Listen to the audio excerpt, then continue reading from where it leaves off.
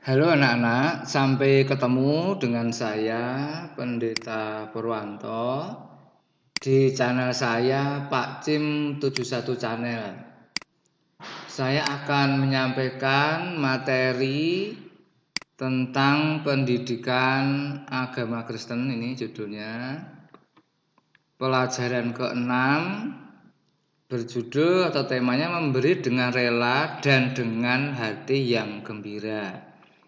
Dengan media slide PowerPoint, dengan animasi yang menarik, mudah-mudahan nanti membuat kalian cepat memahami materi kita. Nanti dengan slideshow ya akan saya tampilkan, maka sebelumnya silahkan kalian siapkan dulu bahan-bahan yang diperlukan. Yang pertama Alkitab, ya, kemudian bisa kalian juga buku catatan, termasuk jangan lupa pensil atau bolpen. Oke, sudah siap? Kalau sudah siap, saya akan tampilkan slideshow-nya. Silahkan kalian ikuti dengan baik. Ya, ini saya tampilkan. Tunggu sebentar. Ya, ini tampilannya. Jadi, saya akan menyampaikan pendidikan agama Kristen dan budi pekerti kelas 6 SD untuk pelajaran ke-6 berjudul memberi dengan rela dan dengan hati yang gembira.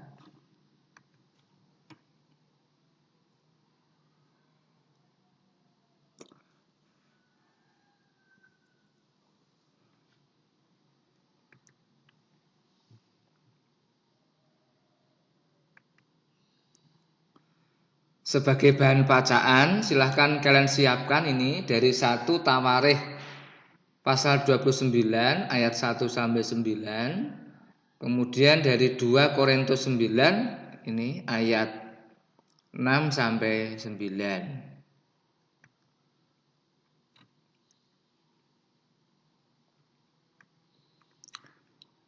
Sebagai pembuka pelajaran, mari kita berdoa terlebih dahulu. Mari saya antarkan.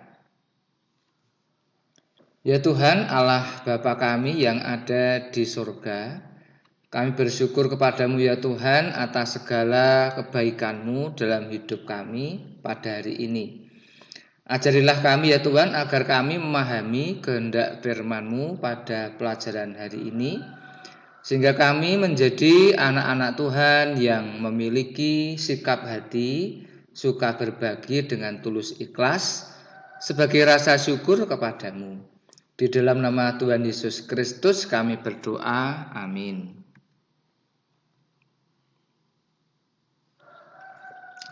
Sebelum lebih lanjut menyaksikan video saya, silahkan kalian jangan lupa untuk menekan tombol like, ya, kemudian tombol subscribe, kemudian tekan loncengnya atau belnya, dan kemudian share atau bagikan video ini ke teman-teman kamu.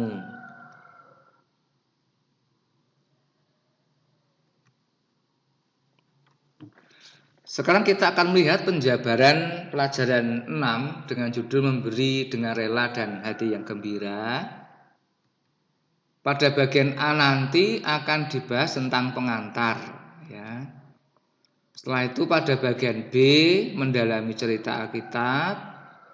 Kemudian pada bagian C memahami nyanyian jemaat dalam ibadah Kristen. Lalu pada bagian D pendalaman materi nyanyian jemaat.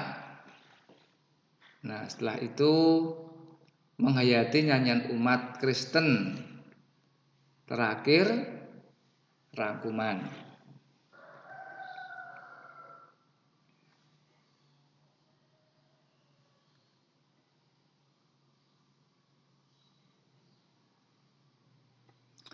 Sekarang bagian pengantar. Ini ada sebuah cerita memberi dengan sukacita. Pagi itu wajah nenek tampak gembira. Di tangannya memegang sebuah gunting taman. Nenek suka sekali berkebun. Di halaman rumahnya terhampar bunga-bunga yang sedang merekah. Warna-warni bunga membuat nenek bersukacita. Ia merasa hidupnya semakin bersemangat. Kerut-kerut di wajahnya seolah-olah hilang ketika ia berada di tengah-tengah kebun bunganya. Pagi itu ia khusus memetik setangkai bunga untuk ulang tahun cucunya tersayang. Ia tidak akan melewatkan ulang tahun cucunya.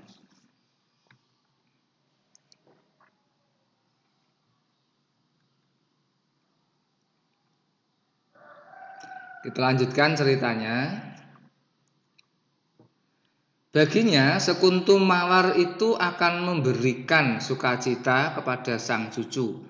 Ia pun bergembira dapat memberi hadiah bunga dari kebunnya sendiri. Begitu cucunya pulang sekolah, ia langsung memberikan hadiah terindah itu. Bagi sang nenek, hidup itu adalah memberi. Ketika seseorang memberi, sebenarnya ia tidak kehilangan apa-apa. Apalagi yang diberikan itu adalah cinta dan perhatian. Karena orang yang memberi cinta dan perhatian akan menuai lebih banyak lagi.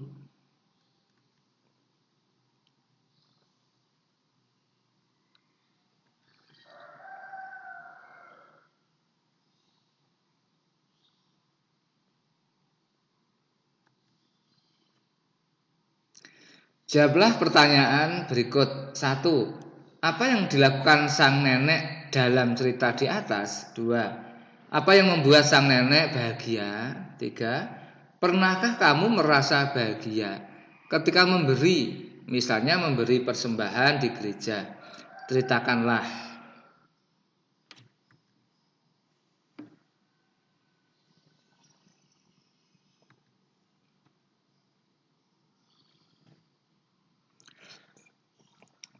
Sekarang pada bagian B, kita akan mendalami cerita Alkitab. Bacalah 1 Tawarikh 29 ayat 1 sampai 9 dan 2 Korintus 9 ayat 6 sampai 15. Kamu tentu ingat pepatah yang mengatakan berat sama dipikul, ringan sama dijinjing. Pepatah itu berarti bahwa segala sesuatu berupa pekerjaan atau masalah yang berat ataupun ringan akan terasa tidak membebani jika ditanggung bersama-sama. Misalnya mengangkat meja di kelas akan lebih mudah dilakukan oleh 2-4 orang daripada mengangkatnya seorang diri. 1 Tawarikh 29 ayat 1-9 menceritakan tentang anak Raja Daud, yaitu Raja Salomo, yang sedang membangun bait Allah di Yerusalem. Bait atau rumah Allah yang akan dibangun itu berukuran besar. Pada waktu itu semua bangunan terdiri dari banyak batu-batu besar, logam mulia seperti emas, perak, perunggu, dan besi. Semua bahan-bahan itu dikerjakan dengan tangan manusia.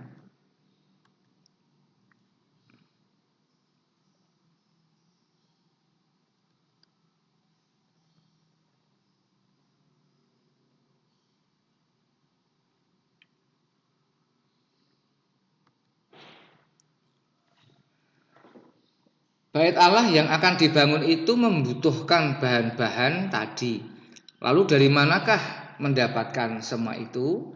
Tentu saja hasil persembahan dari umat Allah pada waktu itu. Raja Daud menyadari bahwa beban membangun bait Allah yang dilakukan oleh Raja Salomo tidaklah ringan. Namun rencana pembangunan itu harus dilaksanakan karena sudah diinginkan sejak lama. Dan selama berpuluh-puluh tahun, umat Israel pada waktu itu hanya beribadah di tenda besar. Dan kini mereka ingin memiliki rumah ibadah sendiri sebagai tempat untuk menyembah Allah dan mempersembahkan korban bakaran.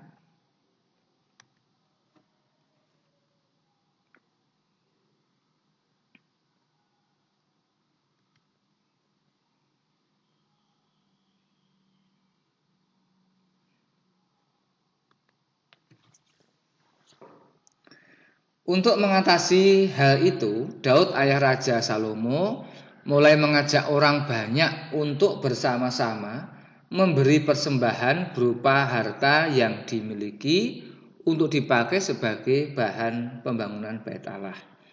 Ia mulai dengan dirinya sendiri. Alkitab mencatat dia memberikan 3.000 talenta emas dan 3.000 talenta perak.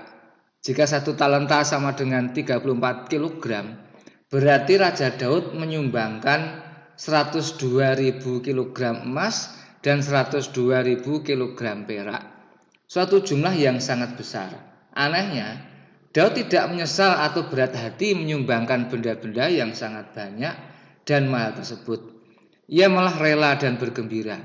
Dan apa yang dilakukan oleh Daud membuat orang-orang di sekitarnya juga ingin memberi dan menanggung beban pembangunan secara bersama. Hasilnya terkumpullah banyak benda berharga yang sangat mahal dan bernilai tinggi.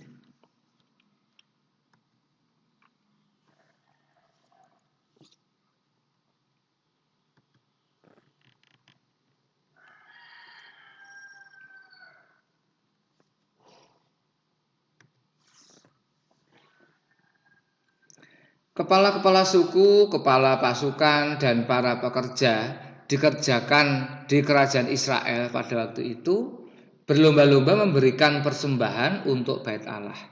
Dan sama seperti Daud, mereka semua memberi dengan rela hati dan bergembira. Tidak ada yang menyesal. Mereka tahu bahwa yang mereka berikan berasal dari Tuhan dan diberikan kembali kepada Tuhan untuk pembangunan Bait Allah. Luar biasa, bukan? Rupanya kisah tentang memberi persembahan dengan rela hati dan bergembira tidak hanya terdapat dalam Perjanjian Lama. Dalam Perjanjian Baru ada kisah yang serupa, yaitu kisah tentang jemaat di kota Korintus yang mengumpulkan persembahan untuk menolong jemaat di Yerusalem yang mengalami kemiskinan dan kesusahan.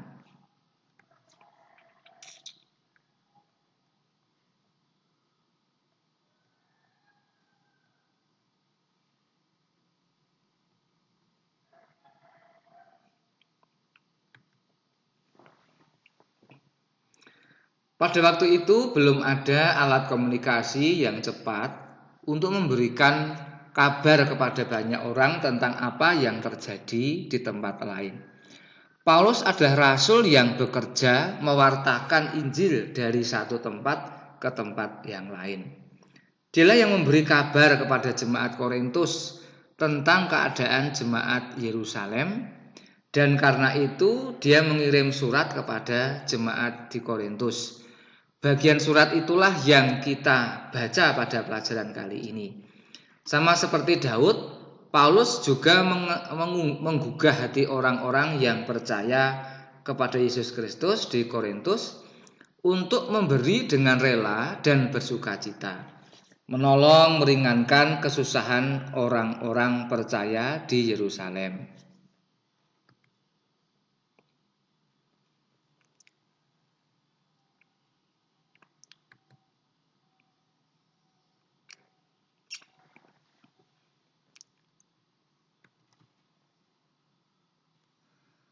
Paulus memberi pesan bahwa memberi dengan rela dan sukacita akan membawa berkat. Tetapi itu bukan berarti bahwa Allah hanya akan memberkati jika kita memberi persembahan. Paulus mengatakan Allah mengasihi orang yang memberi dengan sukacita dan selalu mencukupkan segala sesuatu. Bahkan kadang-kadang memberi dengan lebih kepada orang-orang yang percaya kepada Tuhan. Dengan begitu tidak perlu ada kekhawatiran ketika kita memberi persembahan kepada Tuhan. Apalagi jika kita tahu bahwa persembahan itu akan dipakai untuk pelayanan kasih menolong orang-orang yang kesusahan, kelaparan dan sakit, atau untuk pendidikan mereka.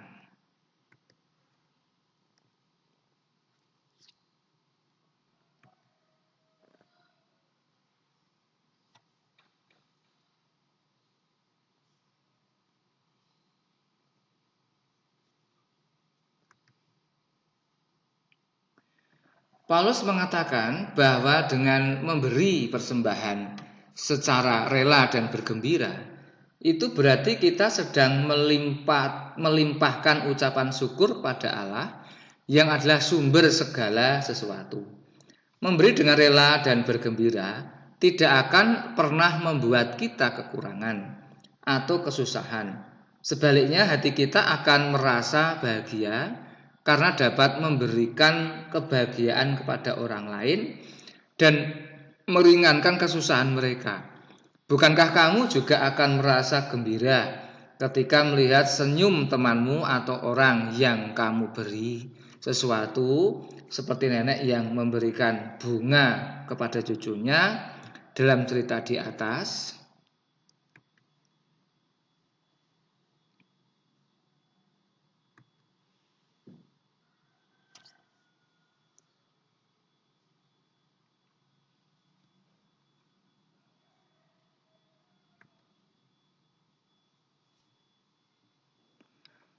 Untuk lebih jelasnya, bacalah kembali kitab 2 Korintus 9 ayat 6-15. Di situ Rasul Paulus menyebutkan syarat-syarat yang harus kita perhatikan ketika ingin memberi persembahan kepada Tuhan.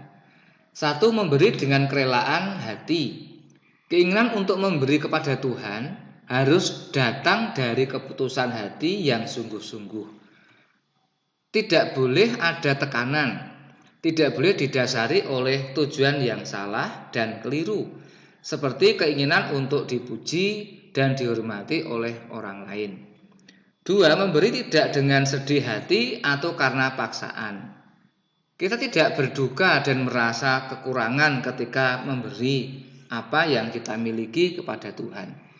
Tidak juga karena paksaan dari orang lain ataupun diri sendiri karena merasa bersalah kalau tidak memberi.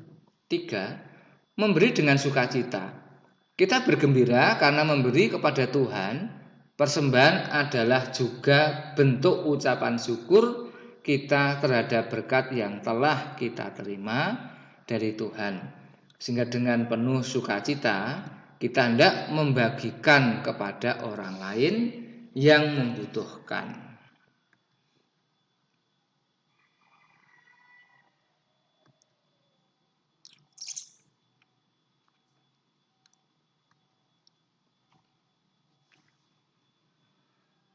Kalau hati kita sudah siap untuk memberi kepada Tuhan, tentu kita bertanya-tanya bentuk persembahan seperti apa yang dapat kita berikan kepada Tuhan. Tahukah kamu bahwa bentuk persembahan kita dapat beragam? Umumnya kita memberi dalam bentuk uang. Ada orang-orang yang dipercayakan untuk mengelola uang ini. Di gereja, uang itu dipakai untuk membiayai pelayanan. Misalnya untuk biaya pembangunan gereja, kegiatan-kegiatan sosial, seperti bantuan ke panti asuhan, panti jompo, korban bencana alam, dan sebagainya. Selain dalam bentuk uang, persembahan juga dapat berupa barang. Di gereja-gereja tertentu, pada hari raya panen, orang membawa hasil panen atau hasil bumi mereka, seperti beras, singkong, buah-buahan, dan sayur mayur ke gereja untuk dijadikan persembahan dan didoakan. Setelah didoakan, barang-barang itu dimakan bersama. Ada juga yang dijual atau dilelang. Uang hasil lelang dipakai untuk membiayai kegiatan gereja atau kegiatan sosial. Misalnya diberikan pada mereka yang membutuhkan.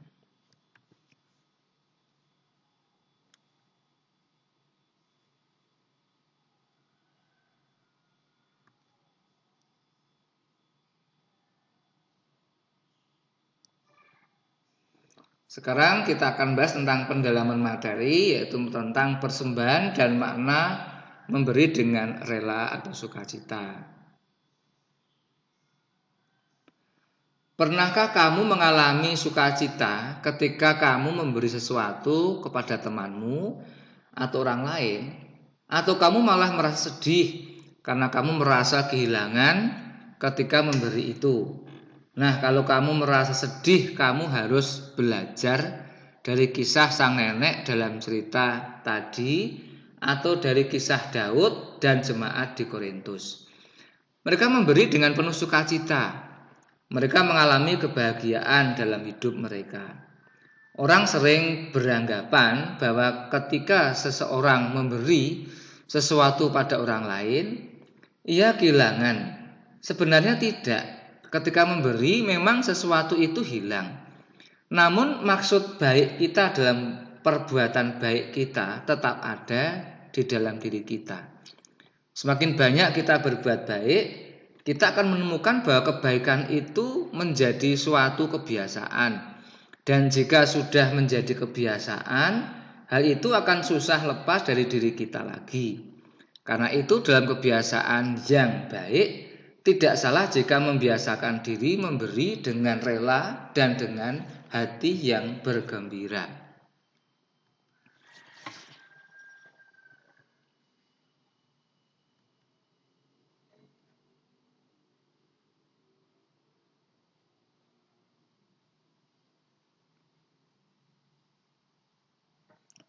Masih mendalami materi tentang persembahan dan makna memberi dengan rela atau sukacita. Nah, kemudian kita akan bertumbuh dalam kebaikan itu terus-menerus. Yang dikenang dari diri kita adalah kebaikan-kebaikan kita itu. Kebaikan itu kemudian tumbuh dalam hidup orang lain, tidak hanya menjadi milik diri kita. Mengapa? Karena pada dasarnya orang mau belajar sesuatu yang baik dari sesamanya. Karena itu belajar dari sang nenek dalam kisah tadi dan dari Daud serta jemaat Korintus. Mari kita terus-menerus menyediakan diri kita untuk memberi. Apa yang kita beri kepada orang lain hanyalah simbol dari cinta dan perhatian kita kepada sesama. Dengan demikian, hidup ini menjadi lebih indah. Dengan memberi, kita mau menjadi bagian dari hidup bersama kita.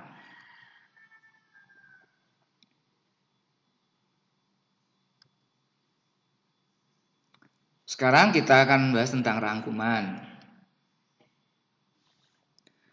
Sumber segala sesuatu yang kita miliki di dunia ini berasal dari Tuhan.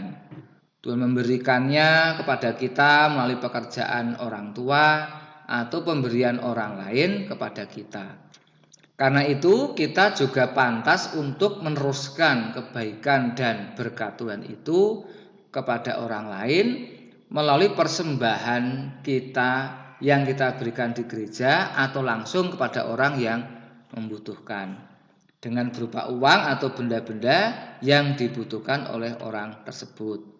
Ingatlah bahwa Tuhan sudah lebih dahulu memberi kepada kita dan kita memberi kepada Tuhan sebagai wujud terima kasih kita kepadanya. Berilah dengan hati yang rela dan bersukacita, dan Allah akan semakin mengasihimu.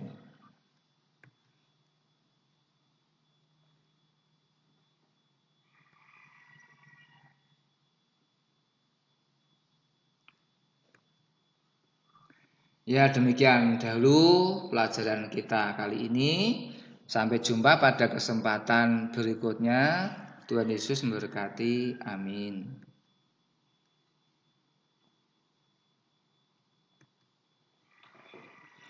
Sebagai penutup pelajaran, mari kita berdoa. Kita ucapkan bersama-sama doa Bapa kami. Bapa kami yang di surga, dikuduskanlah namamu, datanglah kerajaanmu, jadilah kehendak-mu di bumi seperti di surga. Berikanlah kami pada hari ini makanan kami yang secukupnya. Dan ampunilah kami akan kesalahan kami, seperti kami juga mengampuni orang yang bersalah pada kami. Dan janganlah membawa kami ke dalam pencobaan, tetapi lepaskanlah kami daripada yang jahat. Karena Engkau yang punya kerajaan dan kuasa dan kemuliaan sampai selama-lamanya. Amin.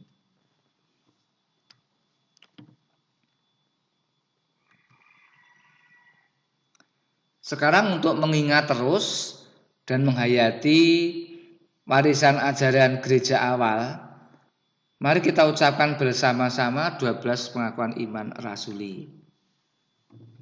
1. Aku percaya kepada Allah Bapa yang Maha Kuasa, Khalik langit dan bumi. 2. Dan kepada Yesus Kristus, Anak yang tunggal Tuhan kita. 3. Yang dikandung daripada Roh Kudus, lahir dari anak darah Maria. 4. Yang menderita sengsara di bawah pemerintahan Pontius Pilatus, disalibkan, mati dan dikuburkan, turun ke dalam kerajaan maut. Pada hari yang ketiga bangkit pula dari antara orang mati. 6. Naik ke surga, duduk di sebelah kanan Allah Bapa yang Maha Kuasa. 7. Dan akan datang dari sana untuk menghakimi orang yang hidup dan yang mati. 8. Aku percaya kepada Roh Kudus.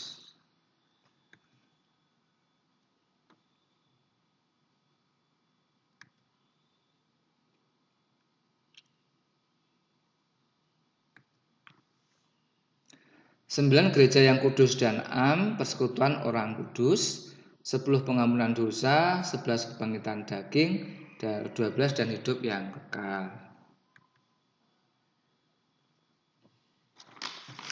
Sekali lagi, setelah menyaksikan video saya, jangan lupa untuk menekan tombol like, kemudian juga tombol subscribe, tekan loncengnya dan share atau bagikan. Ya, terima kasih telah menyaksikan video saya. Demikian dahulu pelajaran kita hari ini. Sampai ketemu pada materi pelajaran pada video berikutnya di topik lain dengan tema yang lebih menarik. Ya. Sampai ketemu dengan saya. Demikian dahulu.